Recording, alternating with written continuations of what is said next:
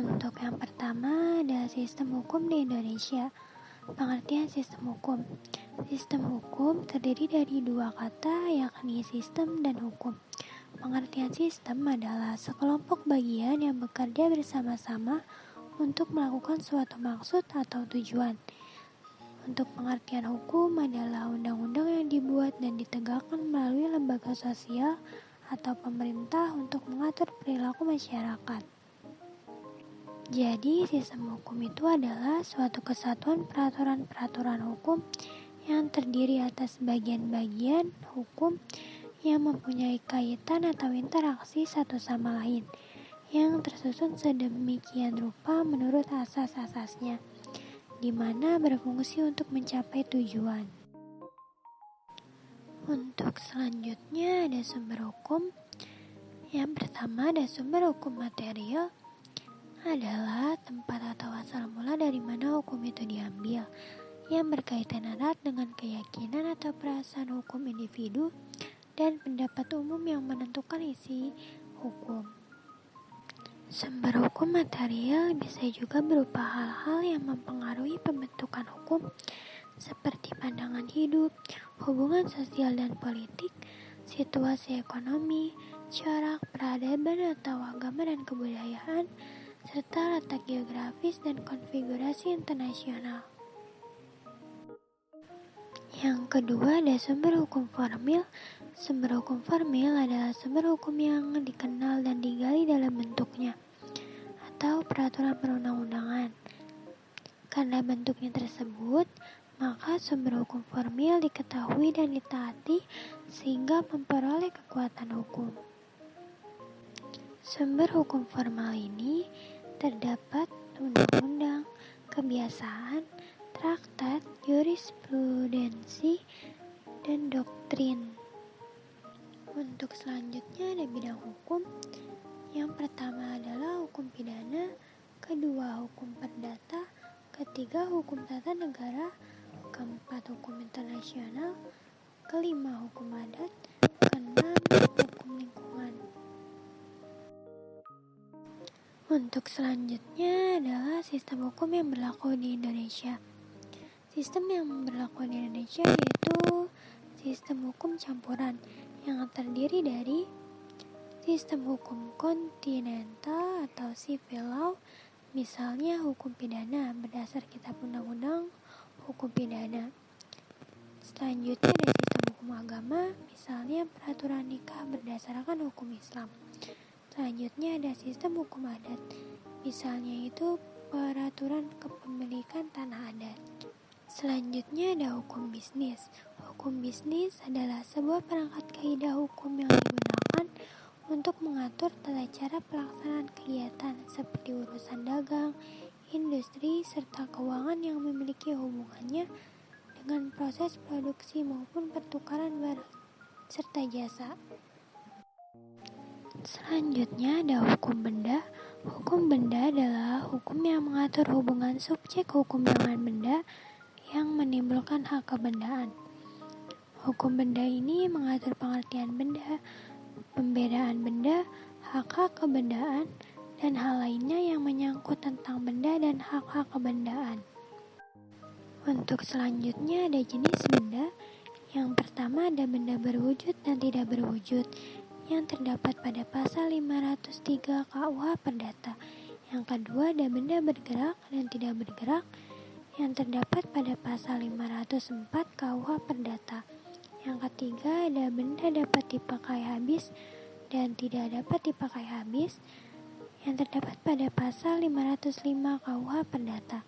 Yang keempat ada benda yang sudah ada dan benda yang akan ada, pasal 1334 KUH Perdata. Yang kelima benda dalam perdagangan dan di luar perdagangan, pasal 537 pasal 14. Yang keenam ada benda yang dapat dibagi dan tidak dapat dibagi, yaitu pasal 1296 KUH Perdata. Selanjutnya adalah kebendaan atau zakelijk recht adalah hak mutlak atas suatu benda di mana hak itu memberikan kekuasaan langsung atas suatu benda dan dapat dipertahankan terhadap siapapun juga. Lawan dari hak kebendaan adalah hak perorangan atau personage rights. Suatu hak kebendaan memberikan kuasa atas suatu benda, sedangkan suatu hak perorangan memberikan suatu tuntutan atau penagihan terhadap seseorang. Hak kebendaan ini dibedakan menjadi dua. Yang pertama sifatnya memberikan kenikmatan atau Verhalsrecht. Contohnya seperti hak milik atas tanah, hak milik atas benda bergerak atau benda yang bukan tanah, hak guna usaha, hak guna bangunan, hak sewa, hak memungut hasil, dan hak pengelolaan atas tanah. Yang kedua ada yang sifatnya memberikan jaminan atau Zakeligheidsrecht. Contohnya seperti gadai, hipotek, hak tanggungan, fidusia, dan resi gudang. Selanjutnya adalah hukum perjanjian. Pengertian hukum perjanjian. Hukum perjanjian merupakan hukum yang terbentuk akibat adanya suatu pihak yang mengikatkan dirinya kepada pihak lain. Pasal 1313 KUH Perdata memberikan pengertian yuridis mengenai perjanjian, yaitu suatu perjanjian adalah suatu perbuatan dengan mana satu orang atau lebih mengikatkan dirinya terhadap satu orang atau lebih. Selanjutnya ada mitra dalam bisnis, yaitu segala aktivitas yang dilakukan dalam kegiatan bisnis tidak terlepas dari perjanjian-perjanjian atau kontrak yang melatar belakangi aktivitas tersebut. Pentingnya arti kontrak bagi kegiatan bisnis. Kontrak merupakan wadah hukum bagi para pihak dalam menuangkan hak dan kewajiban masing-masing atau bertukar konsensi dan kepentingan. Yang kedua sebagai bingkai atau batasan aturan main. Yang ketiga sebagai alat bukti adanya hubungan hukum. Yang keempat memberikan jaminan atau kepastian hukum. Kelima menunjang iklim bisnis yang kondusif atau win-win solution atau EY, efisiensi profit. Yang selanjutnya ada asas-asas perjanjian. Pertama, asas konsensualisme yang terdapat pada pasal 1320 KUH Perdata. Yang kedua, asas kebebasan berkontrak pasal 1338 KUH Perdata. Yang ketiga, asas fakta sunt servanda atau kekuatan mengikat yang terdapat dalam pasal 1338 ayat 1. Yang keempat yaitu asas itikat baik yang terdapat pada pasal 1338 ayat 3. Selanjutnya adalah perikatan. Dua orang itu saling berjanji untuk melaksanakan sesuatu hal. Dari peristiwa ini timbullah suatu hubungan antara dua orang tersebut yang dinamakan dengan perikatan. Oleh karena itu, perjanjian menerbitkan suatu perikatan antara dua orang yang membuatnya. Dalam pasal 1233 KUH Perdata, yaitu tiap-tiap perikatan dilahirkan baik karena persetujuan, baik karena undang-undang. Dan dalam pasal 1234 KUH Perdata, bahwa tiap-tiap perikatan adalah untuk memberikan sesuatu, untuk berbuat sesuatu, untuk tidak berbuat sesuatu.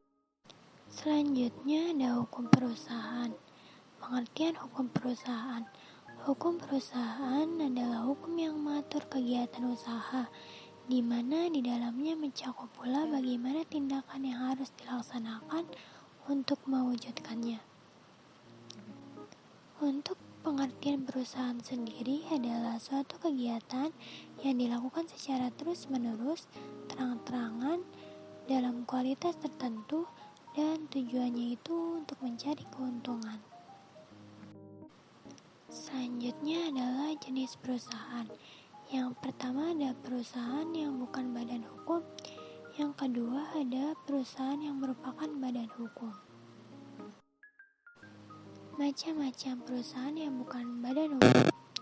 Yang kesatu ada persekutuan perdata atau mazhab. Persekutuan perdata diatur dalam pasal 1618 KUH Perdata, yaitu perjanjian antara dua orang atau lebih mengikat diri untuk memasukkan sesuatu ke dalam persekutuan dengan maksud membagi keuntungan. Selanjutnya ada firma. Dalam KUHD pasal 16, persekutuan firma adalah persekutuan yang diadakan untuk menjalankan perusahaan dengan memakai nama bersama. Selanjutnya ada perseroan komanditer atau CV pasal 19 KUHD yang menyebutkan persekutuan komanditer adalah suatu perseroan yang untuk menjalankan suatu perusahaan yang dibentuk antara satu atau beberapa orang persero yang secara langsung bertanggung jawab untuk seluruhnya pada satu pihak dan satu orang atau lebih sebagai pelepas uang pada pihak lain. Selanjutnya, perusahaan yang merupakan badan hukum. Di sini ada perseroan terbatas atau PT dalam Undang-Undang Nomor 40 Tahun 2007 Pasal 1 Angka 1 UU PT, yaitu badan hukum yang merupakan persekutuan modal, didirikan berdasarkan perjanjian melakukan kegiatan usaha dengan modal dasar yang seluruhnya terbagi dalam saham dan memenuhi persyaratan yang ditetapkan dalam undang-undang serta peraturan pelaksanaannya.